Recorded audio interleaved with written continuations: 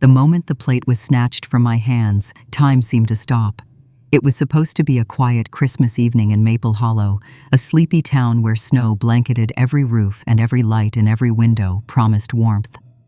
The scent of roasted turkey and cinnamon drifted through the dining room, mingling with the sound of laughter and cutlery. But in that single instant, all of it, the cheer, the chatter, the illusion, collapsed. No gifts for us, no dinner for you, Eleanor. That was the sentence that cracked the air like glass shattering. I looked down at my empty hands. The porcelain plate that had held my portion of Christmas dinner was gone, whisked away by my daughter-in-law, Caroline, whose bright red dress shimmered beneath the chandelier. The room went utterly silent. 23 people sat frozen around the long oak table, their forks suspended, their smiles evaporating. Someone coughed. Someone else shifted uncomfortably, but no one spoke.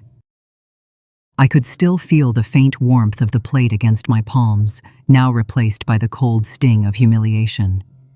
My heart pounded so hard I thought it might burst through my chest. Caroline stood there, smiling a brittle smile that didn't reach her eyes. She held the plate as if it were a trophy. "It's only fair," she said lightly, looking around for agreement. "After all, this year was supposed to be about contribution, wasn't it?" Her words floated through the air, sweet and poisonous. I wanted to believe I had misheard her, that maybe she was joking, that maybe this wasn't the moment when my family, the people I had given my life to, would decide I no longer belonged. But then I saw my son, Andrew, sitting at the head of the table, his eyes fixed on his glass of wine. He didn't defend me. He didn't even look at me. That silence told me everything. For 69 years, I had known how to survive loss. I had buried a husband, outlived friends, endured loneliness that clung like a second skin, but nothing prepared me for the sharp, public cruelty of being told I didn't deserve to eat at my own family's table. The smell of turkey made me nauseous. The soft notes of a Christmas carol played from the speaker in the corner, cheerful and cruelly out of place. The silverware glinted beneath the chandelier, and for a moment I saw my reflection in the spoon beside my empty seat, an old woman with red-rimmed eyes and trembling hands. I could have shouted. I could have cried. Instead, I did what I've always done when the world decided to test me. I stood still and watched carefully. My gaze moved from face to face. My niece pretended to rearrange her napkin. My brother-in-law stared at his plate as though prayer might save him from choosing sides. And my grandchildren, sweet little Lucy and Henry, looked confused, too young to understand why Grandma suddenly didn't have a plate of food like everyone else. Caroline cleared her throat. "Well," she said, her voice sugar-coated and sharp, "let's not make this awkward. Who wants more stuffing?" Laughter fluttered weakly around the table, the kind of nervous laughter people use when they're afraid to breathe too loud. I stepped back from the table, my chair scraped against the hardwood floor, the sound slicing through the false merriment like a blade. "Excuse me," I said softly. Caroline smiled again, falsely pleasant. "Of course. Take all the time you need." I walked toward the window. Outside, the snow was still falling, thick and endless. The frost traced delicate patterns across the glass, each one a fragile masterpiece doomed to melt. Somewhere in that reflection, I saw the ghost of my younger self, the woman who used to believe that love, once earned, could never be revoked. When I turned back, no one was looking at me. The conversation had already resumed. It was as if I had vanished from the room entirely. That was when I made the decision, quietly, irrevocably. This would be the last time I ever stood invisible in my own family. I reached for my coat, hanging neatly on the chair near the doorway. My purse was there too, small and black, containing only a wallet, a keychain, and a folded envelope I'd been meaning to open. My hands didn't shake as I slipped the coat on. "Leaving so soon?" Caroline called after me, still smiling, still pretending. I turned just enough to meet her gaze. "Yes," I said. "It seems I've lost my appetite." No one stopped me. The night air hit my face like a slap, cold, clean, almost merciful. The lights from the house spilled onto the driveway, turning the falling snow into a curtain of glittering white. My car sat there, covered in frost, the engine quiet and waiting. I stood there for a long moment, breathing. The humiliation that had burned inside me only minutes ago began to crystallize into something else, something colder, sharper, more deliberate. I realized, standing under the street lamp, that Caroline had just made a mistake she would never forget. She had humiliated the wrong woman, because the roof over her head, the house she decorated with her perfect Instagram-worthy wreaths and curated dinnerware, didn't belong to her. It belonged to me. And in that frozen silence of Christmas night, I finally understood what I had to do. Before I drove away, I whispered to myself, "You wanted a contribution, Caroline? You're about to get one you'll never forget." The engine roared to life, the headlights slicing through the falling snow. As I pulled away, I caught one last glimpse of the glowing windows behind me, the place that had once felt like home, now just another investment property in my portfolio. But this wasn't about money anymore. This was about respect. And by the time the sun rose over Maple Hollow, Caroline Sullivan would learn exactly who owned the walls that kept her warm. If you've ever felt unseen, unheard, or dismissed just because you had nothing material to give, this story is for you. You're watching Grandma's Final Chapter, a channel where stories of strength, justice, and second chances remind us that aging doesn't mean fading, it means rising again, wiser and freer. Subscribe, like this video, and tell us in the comments where you're watching from. Because somewhere out there, another woman like Eleanor needs to hear that her story matters too.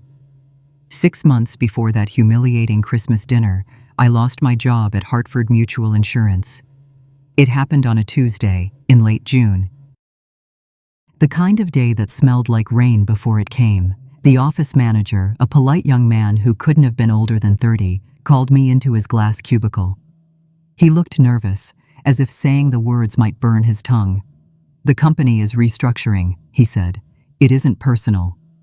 Of course it wasn't personal to him. It was only my life. When I packed up the framed photo of my late husband, Richard, and the little snow globe I kept on my desk, I felt an unexpected calm. Maybe it was relief. After 12 years of watching the world move faster while I moved slower, I thought perhaps this was how life reminded me to rest. I told myself it was time to enjoy my garden, my books, the quiet. For a while, I even believed it. But there is a strange emptiness that comes after years of routine disappear overnight. Days began to blur together. Morning coffee didn't taste the same when no one waited for an email from me. The phone calls from my son, Andrew, grew shorter. Caroline's cheerful updates about the children felt rehearsed, a performance she wanted to end quickly. Then December arrived, and everything changed. When I told Andrew that I wouldn't be buying Christmas gifts that year, he smiled, the kind of smile people give when they think they are being kind but are really being dismissive. "That's fine, Mom," he said, patting my shoulder like I was a fragile thing. "Don't you worry about it." Those words stayed with me long after the call ended. Don't you worry about it. There was no concern in his voice, no curiosity, no sense of closeness. Just a quiet relief that I would not be a financial inconvenience during the holidays. It was then that the idea formed in my mind, sharp and clear. I wanted to know whether love in my family had an expiration date, whether it was something given freely or something they offered in exchange for what I could provide. So, I let them believe what they wanted. No one knew about the nest egg Richard and I had built together over 40 years of cautious saving. No one knew about the modest portfolio of stocks, the life insurance, or the 9 rental properties managed under my small company, Whitmore Properties, LLC. To them, I was a tired widow living in a small apartment on Elm Street, surviving on a pension check and leftover pride. The truth was much simpler. I was comfortable, but I wanted to see whether comfort alone could buy me affection, or whether love would still exist without money attached. I have always been careful with secrets. It comes from decades of working in insurance, understanding how easily people can change once they know what you are worth. That summer, when the loneliness became too heavy, I began a small ritual. Each evening, after the sun slipped behind the hills of Maple Hollow, I would wind up the old music box Richard had given me on our first Christmas together. It was made of walnut, polished smooth from years of my hands touching it. Inside, a tiny porcelain ballerina twirled in slow circles, to a tune so sweet it almost hurt to hear. When I opened the lid, the faint smell of pine resin would rise from the wood. The music box had absorbed it decades ago, back when our home was filled with fresh-cut trees and laughter that never echoed back at me. The melody reminded me of a time when love had no price tag.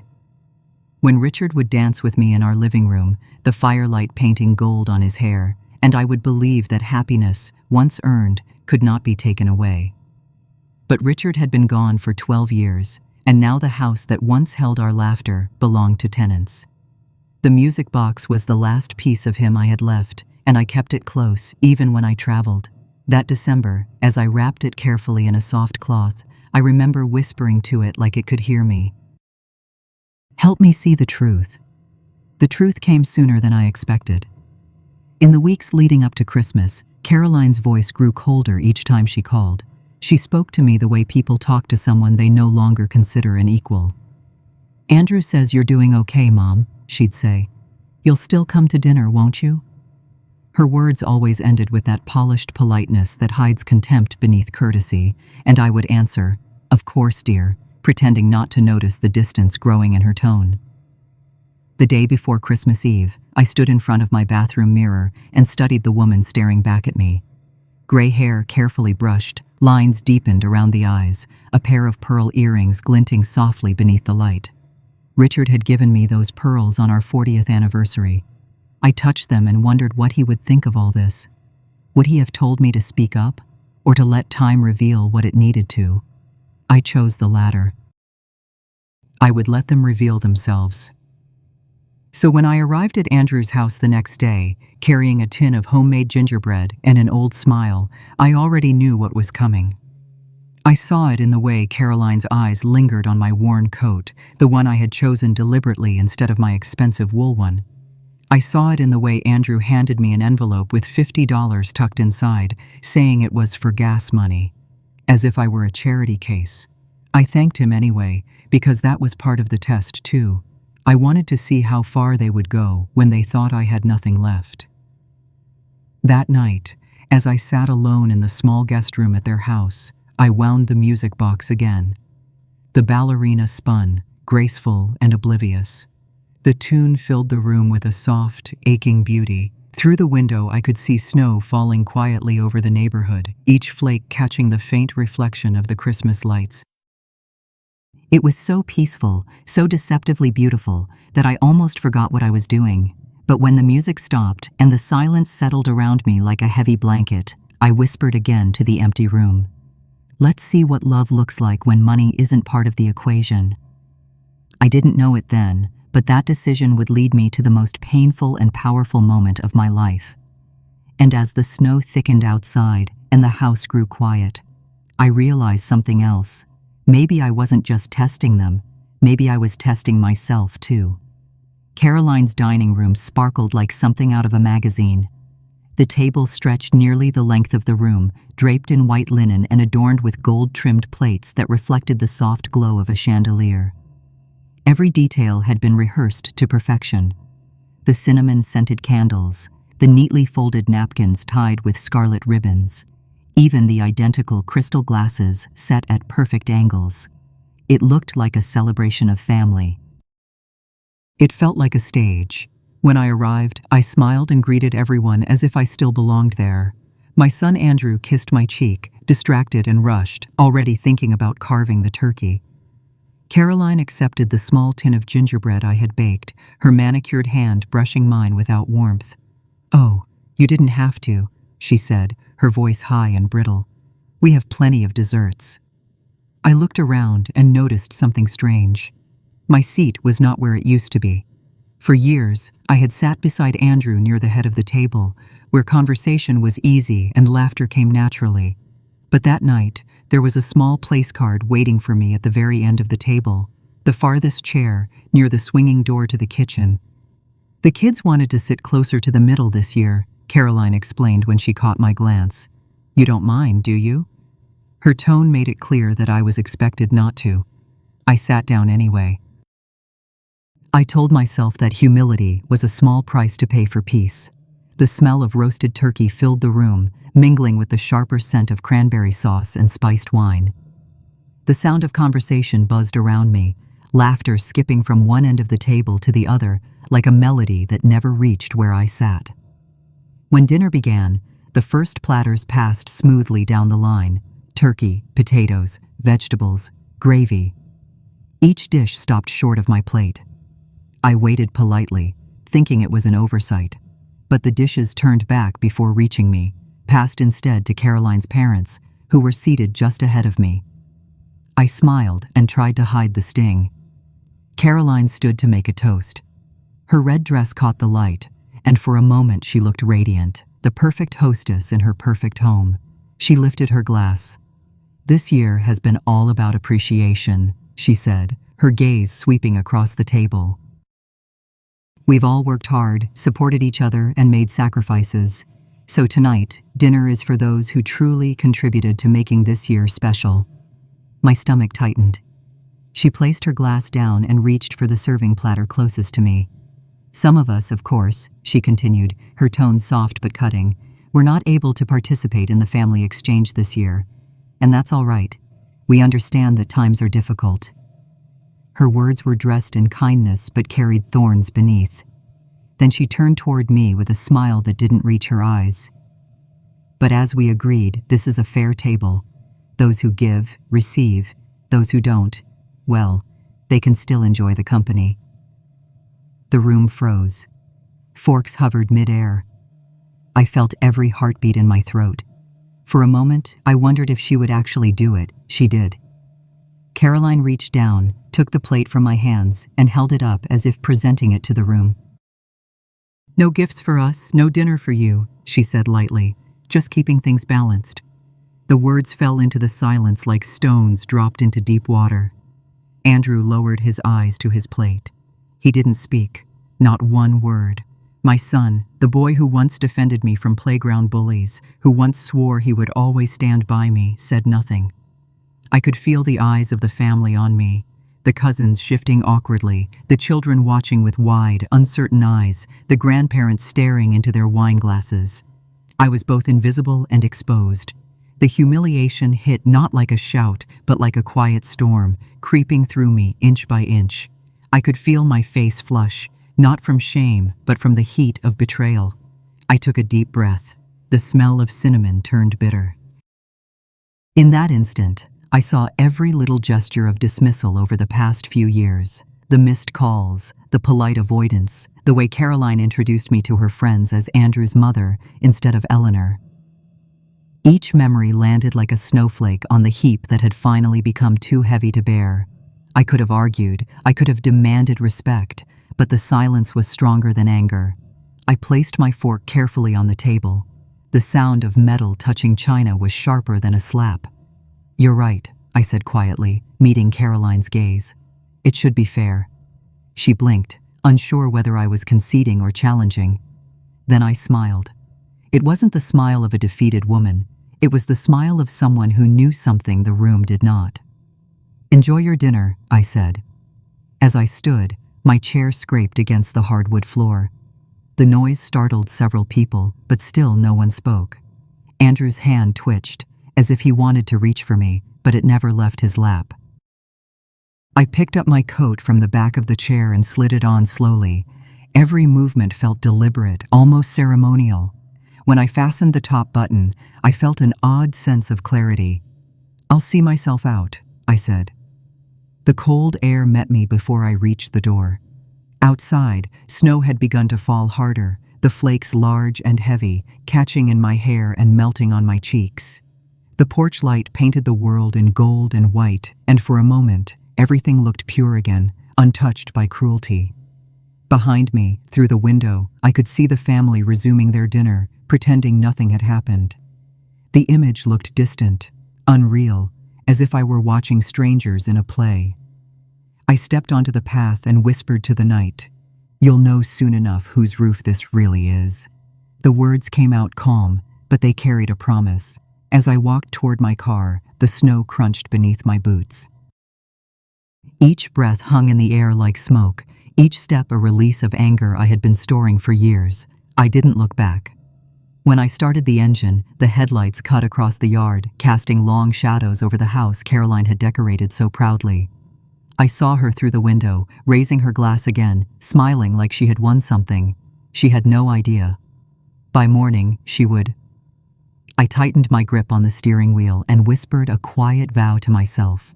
Respect, once taken, would be reclaimed, and no one, not even my own family, would ever make me feel small again. That night, the snow kept falling long after I drove home. The road to my apartment was quiet, lined with pines heavy with white.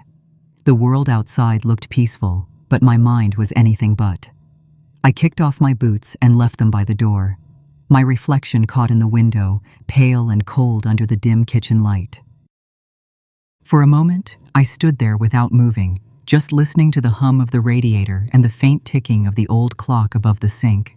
My hands were trembling, though I wasn't sure if it was from anger or from the echo of what had just happened. When humiliation burns long enough, it hardens into resolve. I poured myself a small glass of wine and sat at my kitchen table, the one Richard and I had bought 40 years ago. The surface was scratched and worn, but it had survived more storms than the people who sat around it. I opened my laptop, the familiar glow of the screen lighting up the dark room. My cursor hovered over the folder labeled Whitmore Properties LLC. It had been months since I last checked it. The property management company handled everything automatically: rent collection, maintenance, tenant communications. I had set it up to be as invisible as possible. For years, I had made sure that no one in my family knew what the company really was. To them, Whitmore Properties was just another faceless business. I typed in my password, a sequence of numbers that only I would understand. Richard's birthday, the year we bought our first home, the day he died. The login page blinked, and then the screen filled with a familiar list. 11 properties across Vermont and upstate New York, 10 rented to strangers, and 1 occupied by my own son and his wife. I clicked on Maple Drive, tenant record. The page loaded, and there it was in black and white. Tenants: Andrew Caroline Whitmore. Lease to own agreement. 3 years remaining. Outstanding equity credit, $61,480. I leaned back in my chair and exhaled slowly. So there it was. The house they bragged about, the one they called our dream home, was the same house I had purchased 3 years earlier when Andrew's mortgage application fell through. I had made the payments myself, through the company, to help them qualify later. I had even subsidized the rent so they could save money for the future. They had no idea the generous landlord who never raised their rent was me. I remembered the day I bought that house. Caroline had been pregnant with Lucy, and Andrew had been working long hours at the engineering firm. He called me one evening, his voice shaking. "Mom, the bank said no again. Our credit score isn't high enough." Caroline's devastated. So I made a quiet decision. I found the listing myself, worked with a discreet broker, and bought the property under Whitmore Properties. I signed a lease to own agreement for them, low rent, fair terms, no questions. I told them a family friend was the owner and wanted good tenants. They believed it. For 3 years they paid me faithfully. I let them live as if the house was theirs, and every month I covered the difference between what they paid and what the house was worth. Over time, it added up to more than $60,000. A quiet gift, one I had never asked to be repaid. Until tonight, I stared at the figures on the screen until they blurred. My chest ached, not from anger but from a deep, hollow sadness. I had spent years making their lives easier, shielding them from the harshness of the world, only to be told that I didn't contribute enough to deserve dinner. On the edge of the table sat a small silver key.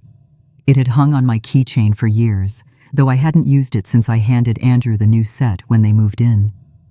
I reached for it and turned it in my hand, feeling its smooth, cool surface.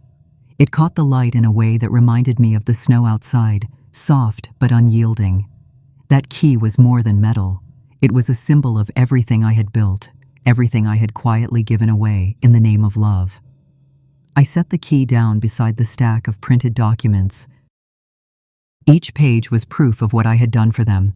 Receipts, contracts, signatures, every quiet act of generosity neatly recorded. Then, for the first time in months, I opened my old journal. I hadn't written in it since Richard passed away, but that night, the words came easily. December 25th. Tonight, my son's wife took my plate away. Tomorrow, I take back what is mine. The ink bled slightly on the paper, my hand shaking as I wrote the last line. Outside, the snow continued to fall, muffling the world in silence. I stood and walked to the window. Across the street, the lights from another apartment flickered. Someone was laughing, someone else was singing. Life went on. But for me, something had shifted. For years, I had accepted that age made people invisible, that the world stops listening once your hair turns white and your hands tremble. I had convinced myself that quiet love was the noblest kind, the kind that asked for nothing in return. Now I saw the truth. Quiet love is only noble when it is respected. When it is mistaken for weakness, it becomes a cage. I closed the laptop and took one last sip of wine. The bitterness no longer bothered me. Tomorrow, Caroline and Andrew would learn what they should have known all along. I wasn't some helpless widow to be pitied. I was the woman who bought their house, the woman who gave them a life they didn't earn, and the woman who was finally ready to stop hiding. When I turned off the light and headed to bed, the silver key gleamed faintly in the dark. It felt almost alive, waiting. I knew I would take it with me the next day. Morning came pale and cold, the kind of light that makes even beauty look harsh. The storm had stopped, leaving a clean white silence across Maple Hollow. I dressed carefully that morning. A navy wool coat, black gloves, the pearl earrings Richard had given me for our 40th anniversary. Not for vanity, but for purpose. By the time Mrs. Hayes arrived, my mind was set. She had managed my properties for almost 15 years. A sharp woman in her 60s, practical, reliable, and utterly discreet. When I called her the night before and told her what I wanted, she had paused for only a moment before replying, "I'll bring the inspection folder at 10 sharp." The drive to Maple Drive was quiet. Snow covered the roofs and lawns, the world looking deceptively peaceful. I could see the house long before we reached it, standing proud behind a row of bare maples. Its cream-colored walls and green shutters gleamed in the morning light.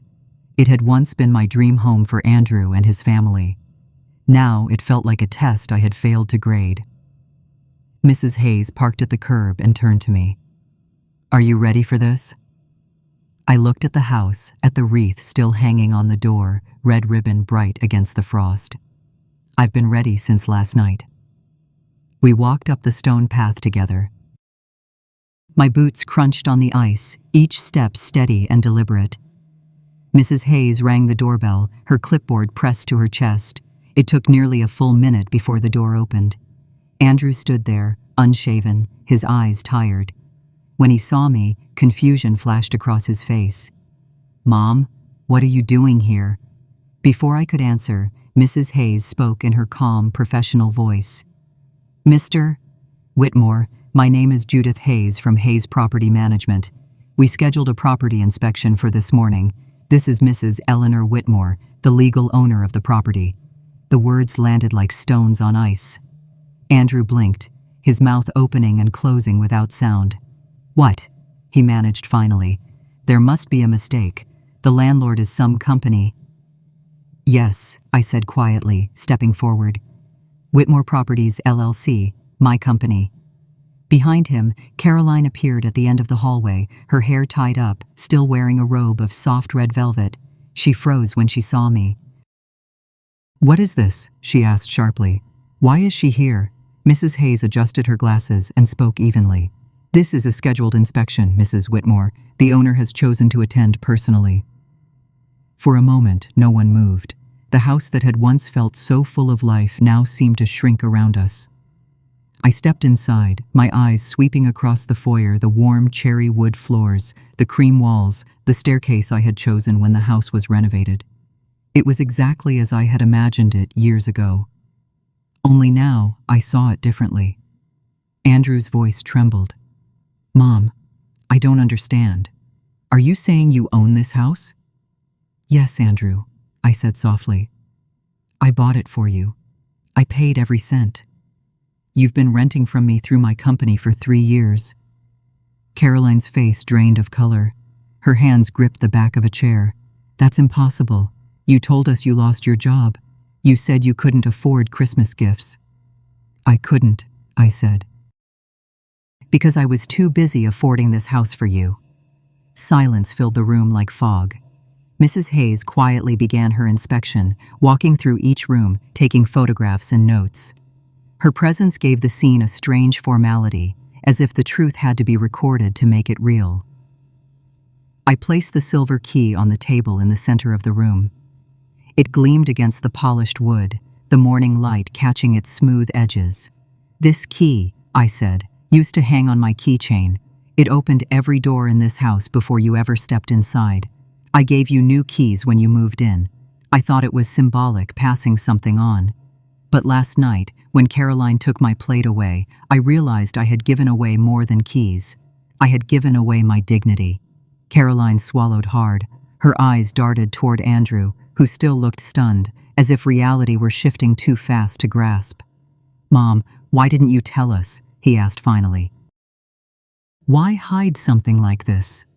Because I wanted to believe you would love me even if I had nothing, I said.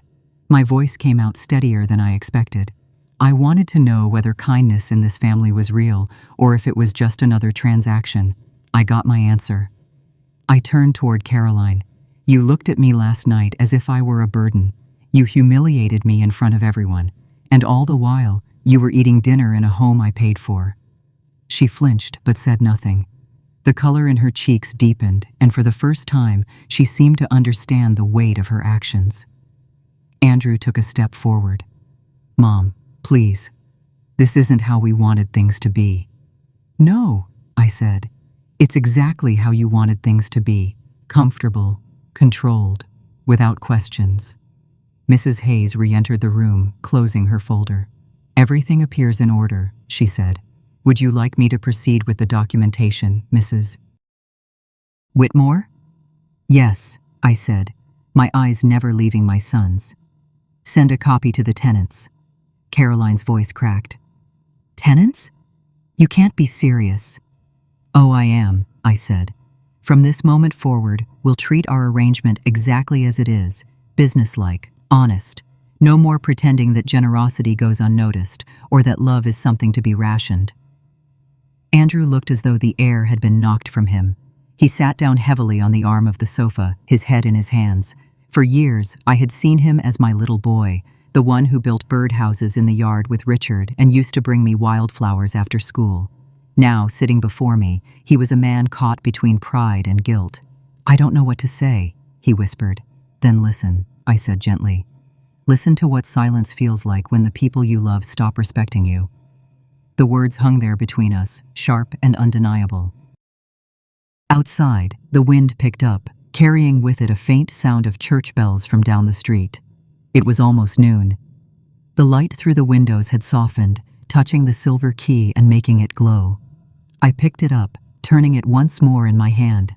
This house was meant to be a gift, a place of safety, but a gift means nothing when the giver is forgotten. I placed the key back down and met Caroline's eyes. Yesterday, you made me invisible. Today, I remind you that I was never gone. Mrs. Hayes closed her folder and gave me a small nod. The inspection was over. I turned toward the door, pausing just long enough to look back at the two of them. Respect, Caroline, is not about how much someone gives. It's about how you treat them when you think they have nothing left to offer. I left them standing there in the quiet house, the sound of my footsteps fading into the hall. As I stepped into the cold afternoon, I felt something I hadn't felt in years. Not anger, not sadness, power. For the first time in a long time, I wasn't the mother begging to be included. I was the woman who built everything they had. And I was no longer afraid to show it. If you've ever been judged for not contributing enough, share your story. Someone out there needs to know they are not alone. That night, I could not sleep. The confrontation had ended, but its echoes clung to me like the scent of snow on wool. Every word, every silence from my son's lips replayed in my mind as I lay in bed staring at the ceiling. When dawn finally came, pale and thin, I rose, made myself a cup of coffee, and began to write. It was not anger that guided my hand. It was clarity. By noon, 2 envelopes sat on my kitchen table. Both contained contracts typed neatly and signed with my full name, Eleanor Margaret Whitmore. Mrs. Hayes had drawn them up for me that morning. I sealed them and stared at the envelopes for a long time. One was labeled Option 1, the other, Option 2. I placed my mother's pearl earrings beside them. They were small and unassuming, their luster soft, the kind that catches light without flaunting it. She used to wear them every Sunday to church, a woman who believed dignity was not something you wore, but something you lived. I reached up and put them on. They felt cool against my skin. Whenever I wore them, I remembered who I came from, a line of women who endured, who built respect with quiet grace. At 7 in the evening, I drove back to Maple Drive. The house was lit from every window, the snow outside glimmering under the porch light. When Andrew opened the door, his face looked drawn, and his eyes were rimmed red. Caroline stood behind him, holding a manila folder to her chest like a shield. "Come in, Mom," Andrew said softly. The warmth hit me as soon as I stepped inside, carrying the smell of cinnamon again, faint but lingering, as if the air itself remembered yesterday's dinner. We sat in the living room, the same room where, just 24 hours earlier, they had treated me like an intruder. I placed the 2 envelopes on the coffee table between us. "Before you say anything," I began, "I need you both to listen." Caroline nodded cautiously. "Option 1, I said, sliding the first envelope toward them, "is simple. You end the lease-to-own agreement immediately. You have 60 days to find a new home. I'll return your security deposit in full and provide a positive reference to any future landlord. You'll walk away clean, with your credit intact." Andrew's jaw tightened. "Mom." I held up my hand. "Let me finish." "Option 2, I continued, touching the second envelope. "You stay here, but the terms change. No more favors, no more hidden subsidies. From now on, you pay the market rate $3,200 a month. You rebuild equity on your own merit, and more importantly, you rebuild this family with respect." The room went silent. Caroline's fingers trembled slightly on the folder she held. Andrew leaned forward, elbows on his knees, staring at the contracts as if they were written in a language he didn't understand.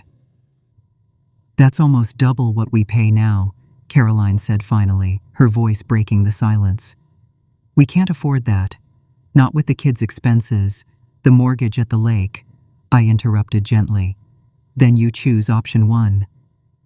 Andrew looked up, and for the first time in years, I saw the boy I'd raised, the one who used to come to me for advice, for comfort, for reassurance. "Mom, this isn't about the money," he said. "Of course it isn't," I replied. "It never was.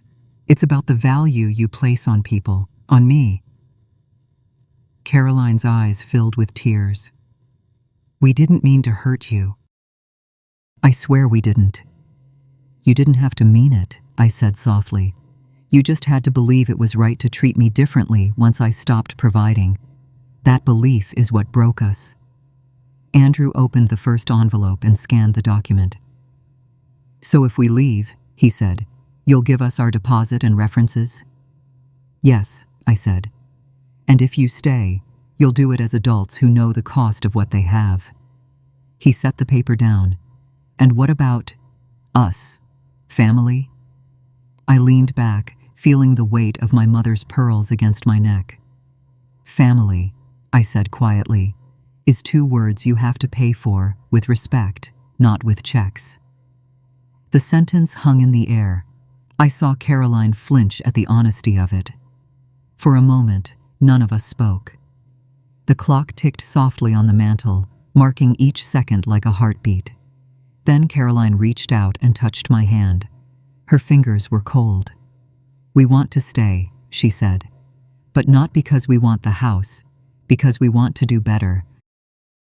Because we can't live another day knowing what we did to you." Andrew looked at her, then at me. "We'll make it work. We'll pay the full amount. We'll figure it out." I studied their faces. For the first time, I saw something different there. Not pride, not guilt, but sincerity.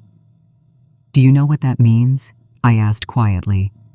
"It means no more pretending, no more polite avoidance, no more holidays where kindness depends on the size of your wallet." Andrew nodded.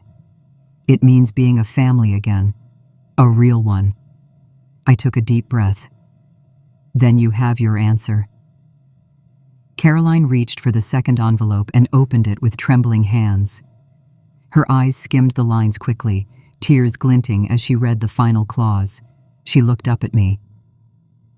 "It says we can revisit the terms in 12 months. Why include that?"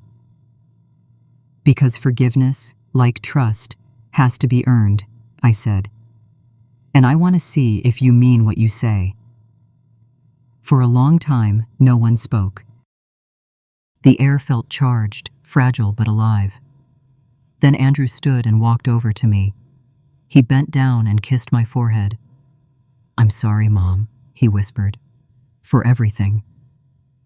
I nodded, unable to speak for a moment.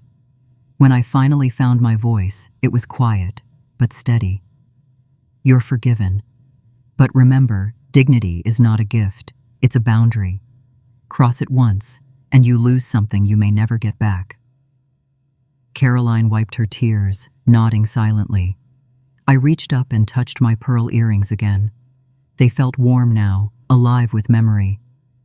"These belong to my mother," I said softly. "She wore them the day she taught me the meaning of self-respect. She told me, never let anyone measure your worth by what you can give, only by what you are willing to walk away from." Andrew's voice broke. "We don't deserve you." "No," I said, meeting his eyes. "But you can learn to."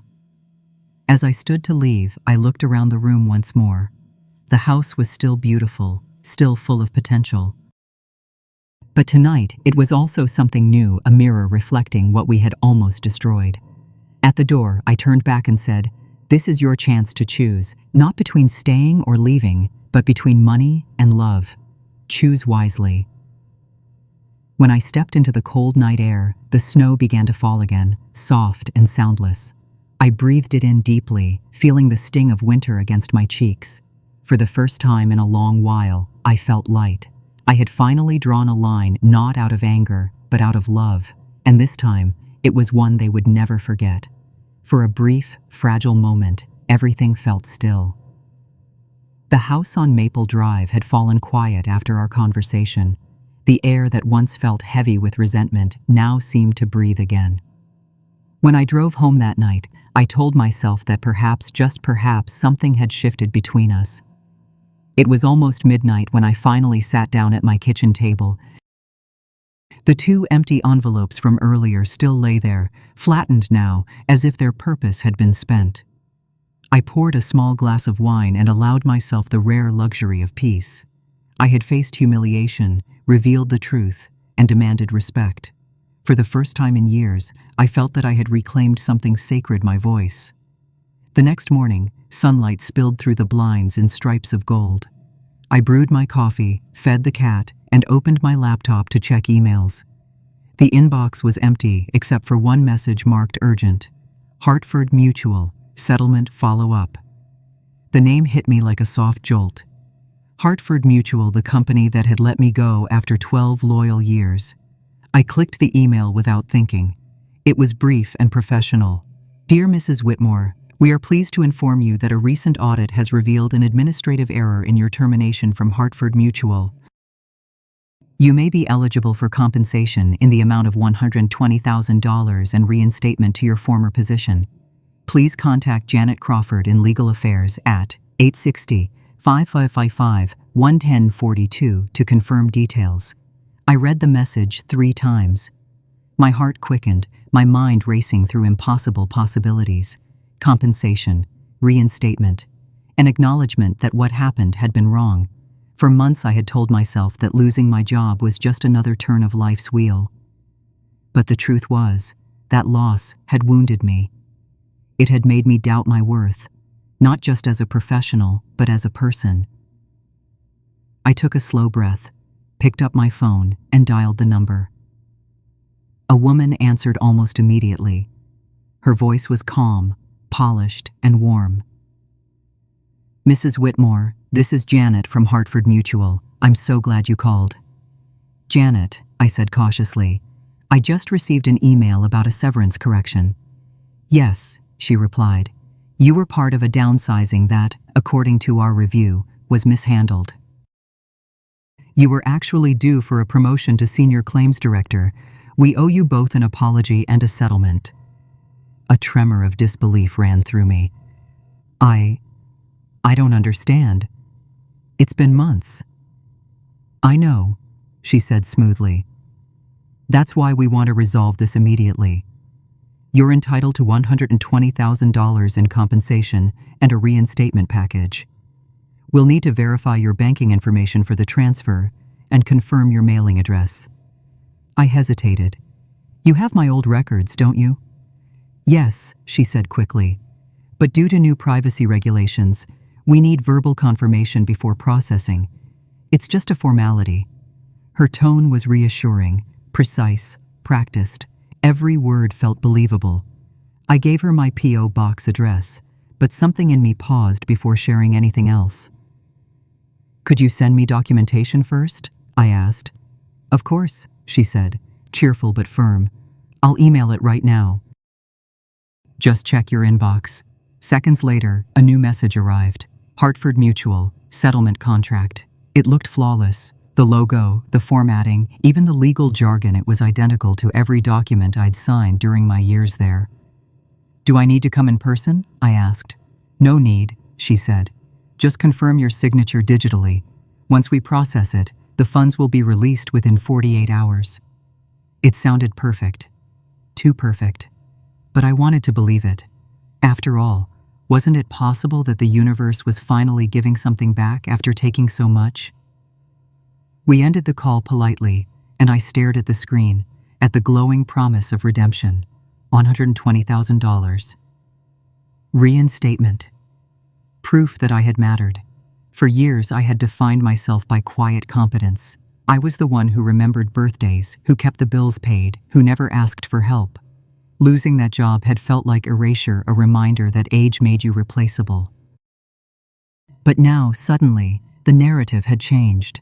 I was not a discarded employee. I was a wronged professional about to be vindicated. And yet, beneath the thrill, something else stirred, a whisper of doubt. I closed my laptop and went to the cabinet where I kept my late husband's things. From the top shelf, I took down the old music box he'd given me on our 25th anniversary. Its lacquered surface was scratched, the tiny painted roses faded with time. When I wound it, the tune began to play soft, hesitant at first, then growing steady. It was the same melody that had played the night he proposed. For years, it had been my comfort, my reminder that love could survive storms. But that night, it sounded different. Off-key somehow, or maybe it was just me hearing the sorrow in it. I sat at the table, listening as the notes filled the room. My eyes blurred. I thought of Andrew and Caroline, of the fragile bridge we had begun to rebuild. Of how easily love could fracture, how quickly trust could turn into leverage. And now, here I was again, trusting a stranger's voice on the phone simply because it offered something I longed to hear. I closed my eyes. The melody wavered, faltered, then stopped. The silence that followed felt enormous. For a moment, I wondered if I was being tested again. Life had a cruel way of wrapping lessons in ribbons of hope. Maybe this was another one, a chance to see whether I would chase pride instead of peace. I touched my mother's pearl earrings and whispered into the quiet, "Be careful, Eleanor. Some gifts arrive wrapped in lies." Outside, wind rattled the windows. The sky was heavy with snow again, as if the world were bracing for another storm. I picked up the music box, wound it once more, and let it play. The song filled the room, soft, trembling, unfinished. That night, I didn't sign the contract. But as I turned off the lights and went to bed, the tune still echoed in my mind like a lullaby and a warning all at once. I had no way of knowing then that the call I'd answered wasn't a gift at all. It was a door opening into something far darker. The storm that arrived 2 nights later was different from the others that winter. It wasn't the kind that blanketed the world in calm silence. This one howled through the eaves and pressed its cold breath against my windows, as if trying to get in. It was just past dawn when the phone rang. My heart leapt before I even saw the caller ID. "Mom," Andrew's voice trembled. "We need you to come to the house. There's been a break-in." I was out the door before he finished the sentence. The snow was piled high, the roads slick, but I barely noticed. By the time I turned into Maple Drive, the blue and red lights of 2 police cars painted the snowbanks in waves of color. I parked at the curb and hurried up the path. Andrew met me at the door. His face was pale, his eyes hollow. Behind him, Caroline was clutching Sarah and Tommy close, both children wide-eyed and frightened. "What happened?" I asked. He swallowed hard. "Someone forced the back door open. They went through the office. Papers everywhere. Drawers pulled out. But they didn't take anything, no jewelry, no electronics." I stepped inside, my boots crunching over the bits of splintered wood from the broken frame. The air smelled of cold metal and fear. The living room looked untouched, too neat, almost staged. But when we reached the small office at the back of the house, my stomach dropped. Every drawer was overturned. Files lay scattered across the floor, some ripped, others missing entirely. Andrew's computer sat open on the desk, the screen black but humming faintly. Detective Reyes, a tall woman in her 40s with dark hair pulled into a tight bun, turned from where she was photographing the scene. "Mrs. Whitmore," she said, her tone professional but kind. "I'm glad you're here. I understand you're the property owner?" "Yes," I said, trying to steady my voice. She nodded. "We believe whoever did this was looking for something specific. Not valuables, documents." Caroline frowned. "But what kind of documents? We don't keep cash or anything illegal." Reyes looked around the room, then met my eyes. "Have there been any unusual visitors in the past 6 weeks? Anyone who might have had access to the property?" Her words struck a chord deep inside me. 6 weeks. That was exactly how long it had been since I'd last checked in with Mrs. Hayes about the property's maintenance. I searched my memory. "There were 2 women," I said slowly. "They came about a month ago. Said they were from the cable company, something about upgrading the network lines." Andrew's brow furrowed. "I remember that. They were here for almost 2 hours. Caroline let them in." Caroline nodded nervously. "They showed badges, wore uniforms. I didn't think anything of it." Detective Reyes took a step closer. "Do you remember their names?" I hesitated, then it came back to me, like a cold hand gripping my shoulder. "Linda, and the younger one called herself Megan. Megan Parrish." The detective's expression hardened. "Linda and Megan Parrish?" "Yes." She exhaled sharply and gestured toward her partner. "Get me everything we have on the Parrish sisters, now." Andrew looked between us, confusion turning to alarm. "Who are they?" Reyes turned back to me. "Mrs. Whitmore, does the name Linda Parrish mean anything else to you?" The room seemed to tilt slightly. I gripped the edge of the desk. "Linda Parrish. She was one of the brokers when I bought this house. She handled the sale paperwork through a third-party firm. She knew every financial detail of the transaction." Caroline gasped.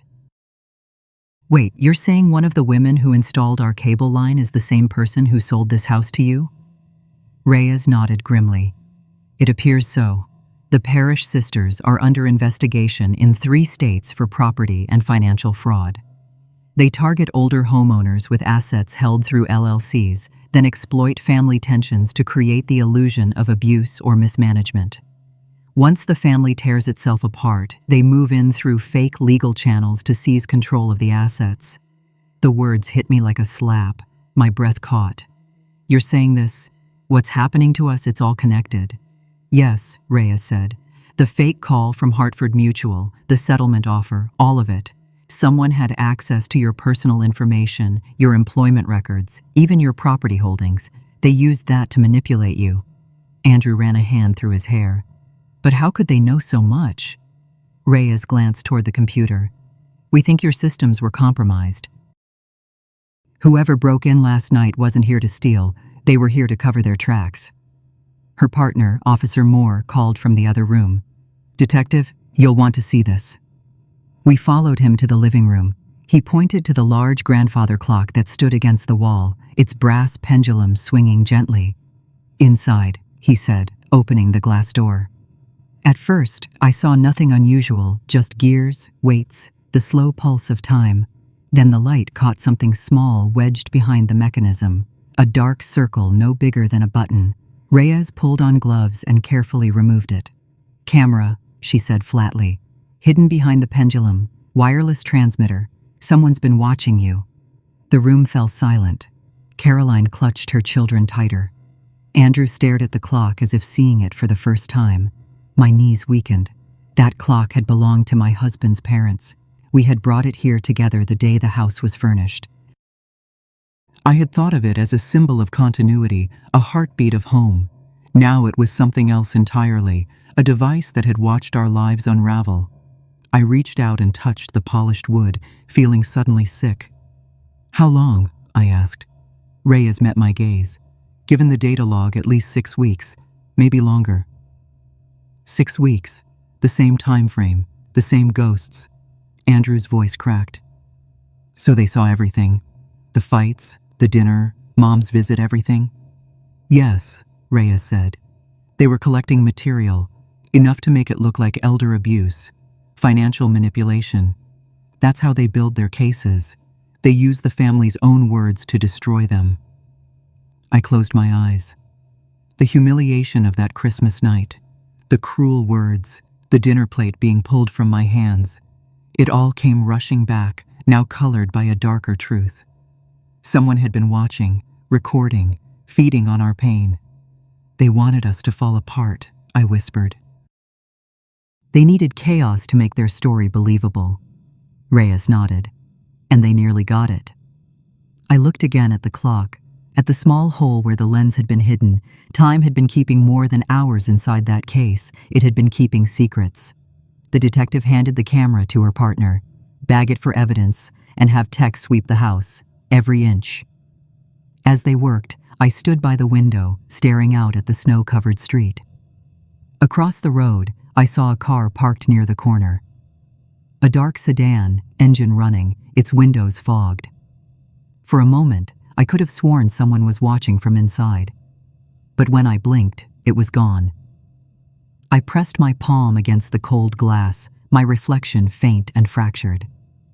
For weeks, I had thought my family's suffering was punishment for my silence, for years of swallowing pride. But now, I saw it differently. We weren't victims of pride, we were prey. And somewhere out there, in the gray distance beyond the snow, the hunters were still watching. That night, when I returned home, I took out the old music box again. I wound it slowly, listening to its trembling tune, but instead of comfort, I heard the sound for what it truly was, a cry through the dark, fragile and defiant. I closed the lid, whispered to the shadows, and made a promise. This time, I wouldn't wait for the world to set things right. This time, I would fight back. It was snowing again when the news broke. This time, the snow did not feel heavy or lonely. It drifted through the morning air softly, like forgiveness finding its way home. I was sitting at my kitchen table, the same table where all of this had begun, when the phone rang. It was Detective Reyes. "We got them," she said. For a moment, I couldn't speak. My breath caught in my chest. "Where?" I managed to whisper. "Boston," she replied. "A hotel near the waterfront." Linda and Megan Parrish were arrested early this morning. They were preparing to leave the country. When we moved in, they had 12 fake IDs, 4 laptops full of stolen records, and enough forged legal paperwork to ruin another dozen families. We've confirmed at least 12 victims across 3 states. My throat tightened. 12 families? Yes, Reyes said softly. And because of you, they'll get their homes back. The line went silent for a beat. I could hear the hum of her office behind her, the soft murmur of voices, the sound of printers, the low buzz of fluorescent lights. You should know something else, she added. We're holding a press briefing tomorrow. The Bureau wants to recognize your role in the investigation. I'll understand if you don't want to attend, but they'd like to thank you in person. When I hung up, my hands were trembling. I looked out the window, watching the snow cover the steps like a clean page. It felt unreal that all of this months of shame, fear, and heartbreak had led to something larger than my own pain. For so long, I had seen myself as the woman who'd been humiliated at her own family's table. But now I saw another truth. I had not just survived, I had helped stop something monstrous. The next day, I stood in front of the cameras with Detective Reyes beside me. The conference room was full, reporters, officers, a few people from the FBI, and a handful of victims whose faces I didn't recognize, but whose pain I understood instantly. The air smelled of coffee and damp wool coats. I could feel every pair of eyes on me, and yet, for once, I wasn't afraid. Detective Reyes stepped to the podium first. This morning, the FBI and Hartford police concluded a multi-state investigation into a property fraud ring led by Linda and Megan Parrish. The Parrish sisters targeted elderly homeowners with complex family assets, using surveillance and emotional manipulation to manufacture evidence of financial abuse. She paused, scanning the room. Their actions nearly cost several families their homes and savings, but thanks to the courage and persistence of one woman, that didn't happen. I didn't realize she meant me until she turned and gestured toward where I stood. Mrs. Eleanor Whitmore came forward when others might have stayed silent. Her decision to cooperate, to question what didn't feel right, and to confront both fear and family stigma helped us uncover evidence that will protect vulnerable seniors across New England. The room erupted in applause. I blinked back tears, overwhelmed. When the sound finally faded, I found myself stepping forward without quite knowing why. I wasn't supposed to speak, but the words rose inside me like something that had been waiting for years. I didn't think of myself as brave, I said quietly. I just knew I couldn't keep pretending that silence was safety. Sometimes the world teaches us to stay small to avoid conflict, to be polite, to disappear when things get uncomfortable. But the truth is that silence can destroy more than it protects. I paused, letting the quiet settle. We talk about family as if it's unbreakable, but love without respect is just dependency, and respect without honesty is an illusion. I had to lose both to understand what real connection looks like. When I stepped down, the cameras flashed, but I no longer cared about the attention. What mattered was that the story was no longer just mine. It belonged to every older woman who had ever been dismissed, overlooked, or quietly stolen from. That evening, I drove to Maple Drive again. The lights were on.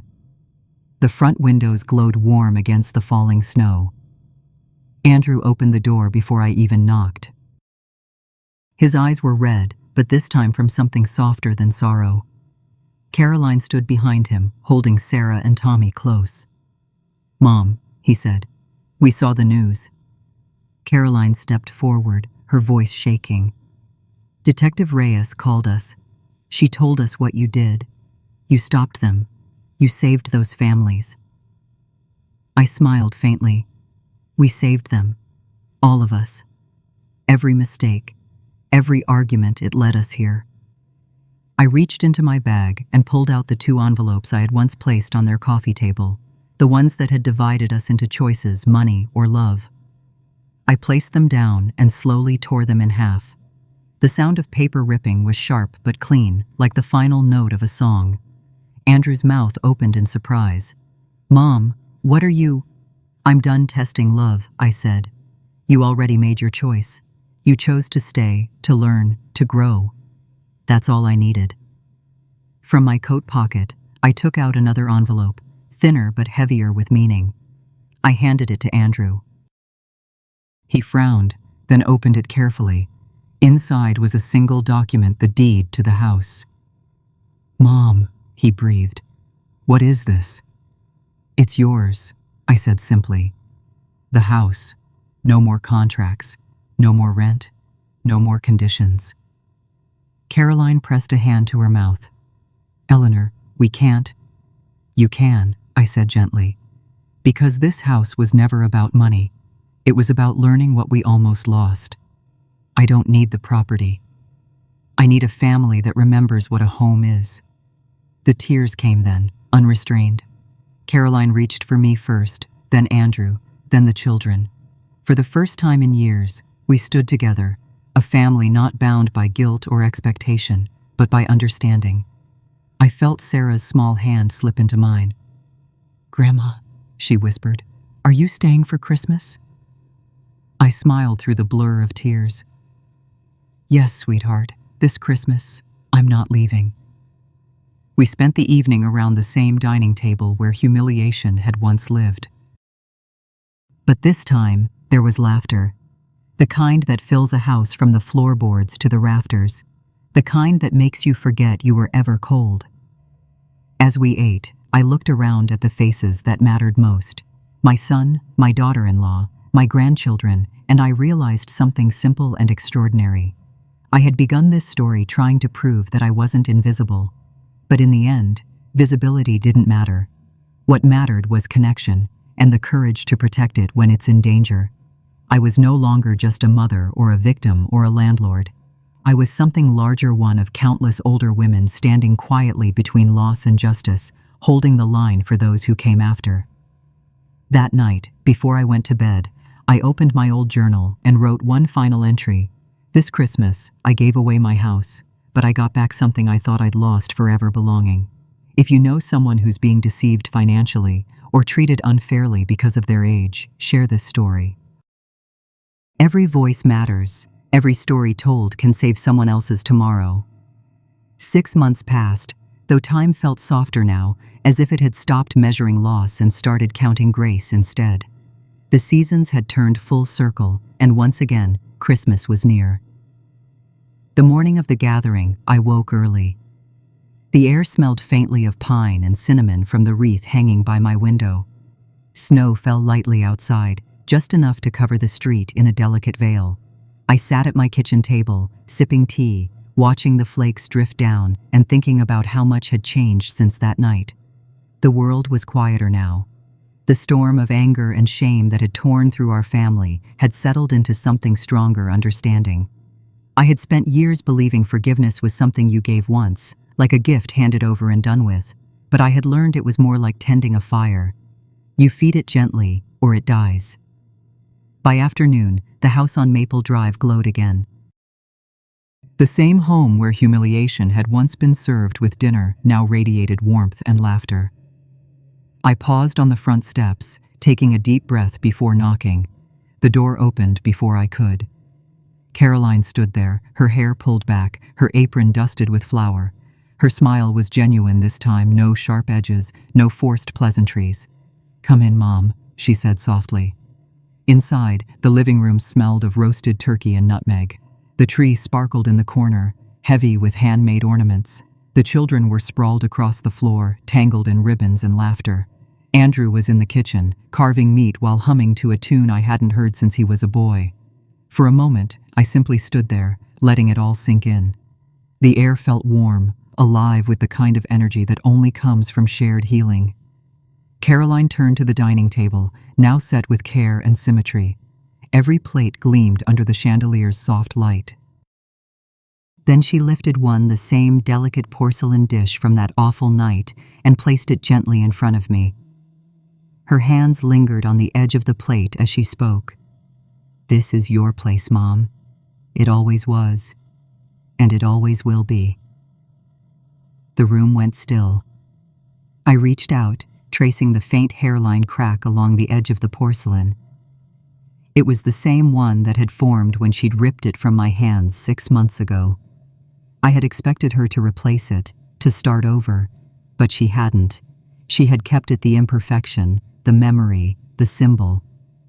"Sometimes," I said quietly, "things don't need to be replaced.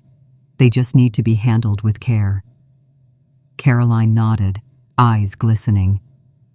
Andrew came to stand behind her, resting a hand on her shoulder and then reaching for mine. "You were right, Mom," he said. "Respect isn't given because of what someone provides. It's given because of who they are." I smiled at him, my son, the man who had once stayed silent when I needed him most, now finding his voice. As the dinner began, laughter replaced the ghosts that once haunted that room. The children raced around the table, their laughter high and pure. The smell of waffles and roasted vegetables mingled in the air, carried by the slow turn of the old bronze ceiling fan. The lights flickered gently against the garland, and for the first time in years, I felt that rare and sacred thing, peace that doesn't have to prove itself. Halfway through dinner, Sarah, my granddaughter, climbed onto my lap, holding the small wooden music box Richard had given me so long ago. She looked up at me with wide eyes. "Grandma, can you play it again? The song from before?" I hesitated. The last time I had opened that box, it had been in tears, after a night of deceit and fear. But tonight felt different. "Of course, sweetheart," I said. I wound the key slowly. At the familiar melody filled the air, sweet, fragile, but stronger somehow. The room grew quiet as everyone listened. Even the children hushed, sensing the importance of the moment. As the notes drifted through the air, the light from the candles flickered, reflecting against the brass of the ceiling fan and the glass of the window panes. I could smell the sugar and butter of Caroline's pie cooling on the counter, and beneath it, faintly, the scent of pine from the tree. I looked around the table at my son, at the daughter-in-law who had once humiliated me and now looked at me with genuine love, at the grandchildren who would never remember the ugliness, only the laughter that replaced it, and I felt my throat tighten. "Do you know what this song means to me?" I asked softly. Caroline shook her head. "Tell us." "It was the last gift your father gave me before he passed," I said. "He told me, when the music stops, wind it again. That's how love works. It needs tending." I forgot that for a long time. I looked down at Sarah, still nestled in my arms. But I think I remember now. The music slowed, the final notes stretching into the air before fading away. The silence that followed wasn't empty. It was full of gratitude, of understanding, of everything that words could no longer hold. Outside, snow began to fall again, soft and unhurried. The flakes caught the light from the window, swirling like glitter through the night. I leaned back, watching my family, listening to the quiet hum of conversation, the faint chime of laughter, the heartbeat of a home reborn. "Sometimes," I said finally, half to myself, half to them, "you have to lose almost everything to understand what truly belongs to you." Caroline reached across the table and took my hand. "Then let's never forget it again." The clock on the wall ticked softly. The candles burned low. Somewhere, a carol played faintly on the radio. Silent night, tender and slow. I wound the music box once more. The melody began again, mingling with the sound of my family's laughter and the rhythm of the falling snow, and in that moment, I understood what forgiveness really sounded like. It wasn't loud or triumphant. It was steady, like a tune carried on from one generation to the next, never ending, just passed along. That night, as the last candle flickered out, I wrote one final line in my journal. The Christmas plate was returned, not as a symbol of apology, but as proof that love can be mended. If you know someone who has been wronged, overlooked, or forgotten, share this story with them.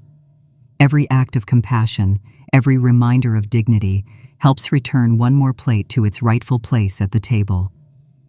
Epilogue. Speak your story. Every family has a table. Some are set with love, others with silence.